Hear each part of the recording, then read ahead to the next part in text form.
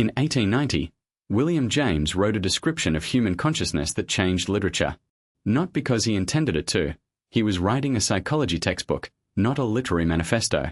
But when the great modernist writers of the early 20th century read James's account of how consciousness actually moves and flows and leaps and doubles back on itself, they recognized something they had always known was true but had never seen articulated with such precision.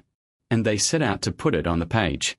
Virginia Woolf, James Joyce, William Faulkner, Dorothy Richardson, the writers who invented stream of consciousness narration were all, directly or indirectly, working from the psychological map James had drawn.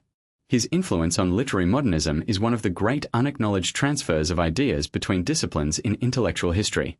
And for anyone who wants to write, or to understand what great writing does, his account of the stream of thought is essential. So what did James actually say?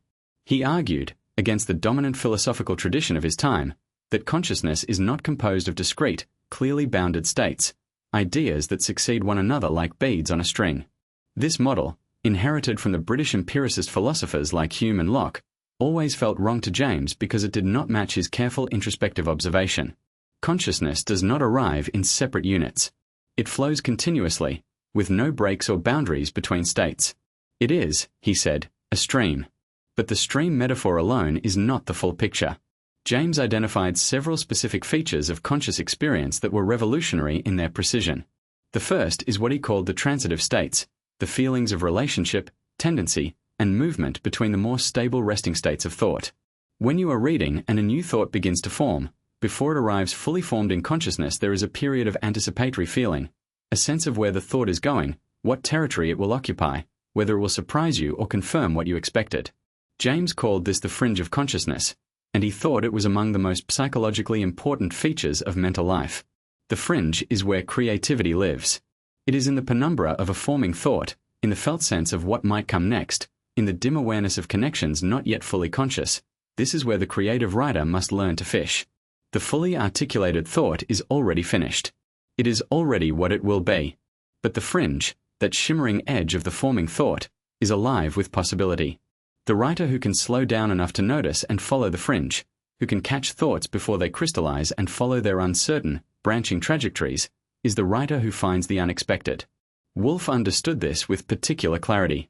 Her method in novels like Mrs. Dalloway and To the Lighthouse was precisely to follow consciousness into the fringe, to resist the premature closing of thought into conventional grammatical units and instead let sentences unroll at the pace of felt experience, including the half-thoughts, the associative leaps, the sudden intrusions of memory and perception that actual consciousness is full of but conventional narration filters out.